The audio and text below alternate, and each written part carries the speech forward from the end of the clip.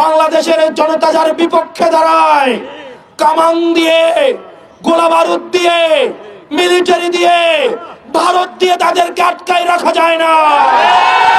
আপনারা গতকাল প্রশাসনের নগ্ন হস্তক্ষেপে নির্বাচনী পরিবেশ কেমন হতে পারে সেটার একটা টেস্ট ম্যাচ আপনারা গতকাল ঢাকায় দেখেছেন। আওয়ামী ফ্যাসিবাদী কায়দায় পুলিশ তার নগ্ন রূপে আবার ফিরে গিয়েছে। প্রিয় পুলিশ ভাইয়েরা, আপনাদের কাছে উদারত আহ্বান জানাবো, আপনি যে পোশাকটা পরিধান করে আছেন সেই পোশাকটা আপনার যোগ্যতার মধ্য দিয়ে অর্জন করা, আপনার মেধার মধ্য দিয়ে অর্জন করা। আপনাকে অনুরোধ করব, আপনার বাসায় সন্তান রয়েছে, আপনার মা বাবা রয়েছে, আপনি যদি বিগত 3টা নির্বাচনের মতো আবার যদি ঘুষের টাকা স্পর্শ করে দেখেন, আল্লাহর আরশ কেঁপে উঠবে। আপনি সিদ্ধান্ত নেবেন আগামীর বাংলাদেশটা চাঁদাবাজদের হাতে তুলে দিবেন, আপনার সন্তানের ভবিষ্যৎটা কি চাঁদাবাজদের হাতে তুলে দিবেন নাকি ন্যায় ও ইনসাফের হাতে তুলে দিবেন? প্রিয় পুলিশ ভাইরা, আপনারা বিবেকের কাছে দায়বদ্ধ থাকুন, কোন রাজনৈতিক দলের কাছে না। রাজনৈতিক দলের কাছে দায়বদ্ধ থাকলে সেটার কি পরিণতি হয় সেটা আপনারা গত জুলাই দেখেছেন। আল্লাহর কসম করে বলছি, আপনারা ন্যায়ের পক্ষে, ইনসাফের পক্ষে থাকেন। আপনারা বাংলাদেশের জনতার চাকরি করতে আসছেন, জনতার ট্যাক্সের টাকায় আপনার বেতন হয়, কোন রাজনৈতিক দলের টাকায় আপনার বেতন হয় না। আজকে যদি আপনি কোন রাজনৈতিক দলকে পৃষ্ঠপোষকতা দিয়ে ক্ষমতায় নিয়ে যান, আগামীকাল আপনার সন্তানের চাকরির জন্য তাদেরকে ঘোষণা দিতে হবে। প্রিয় পুলিশ ভাইয়েরা, আমরা আপনাদের বন্ধু। আমাদের বাংলাদেশটা সুখী সমৃদ্ধ করে তুলতে চাইলে আপনাদের অবদান রয়েছে, আপনাদের দায়িত্ব রয়েছে। আমরা চাই আমরা একসাথে কাঁধে কাঁধ মিলিয়ে ভাই ভাইয়ের মতো করে এই বাংলাদেশটাকে একটা সুখী সমৃদ্ধ করে তুলতে চাই। আপনারা নিজেদেরকে প্রশ্ন করেন, আর কতদিন আপনারা রাজনৈতিক গোলামি করবেন?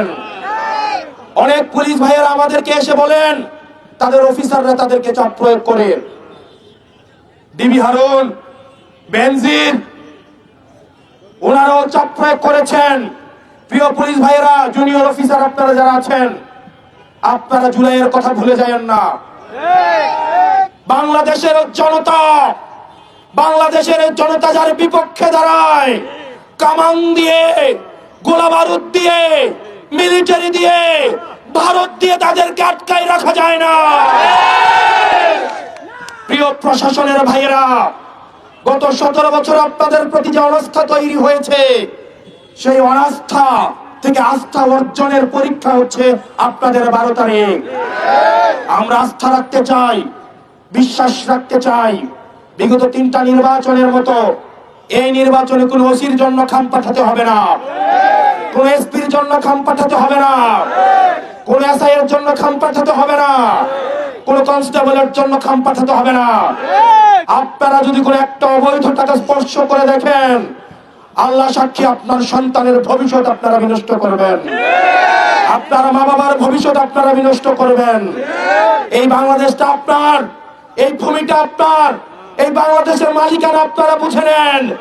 নিজেকে একবার প্রশ্ন করে দেখেন, একদিন যদি কোনো রাজনৈতিক দলের গোলামি করেন, আগামী 5 বছর রাজনৈতিক দলের নেতার বাসায় পোস্টিং, ট্রান্সফার, প্রমোশনের জন্য যেতে হবে। প্রিয় প্রশাসনের ভাইয়েরা, এই নির্বাচনটা আপনাদের একটা অগ্নি পরীক্ষা।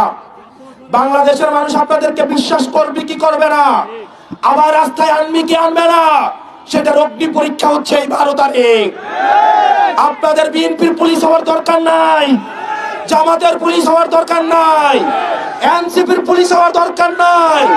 আপনারা বাংলাদেশের পুলিশ হয়ে উঠুন, জনতার পুলিশ হয়ে উঠুন। আমরা আপনাদেরকে নিরাপত্তা দিব, আমরা আপনাদেরকে মাথায় তুলে রাখবো।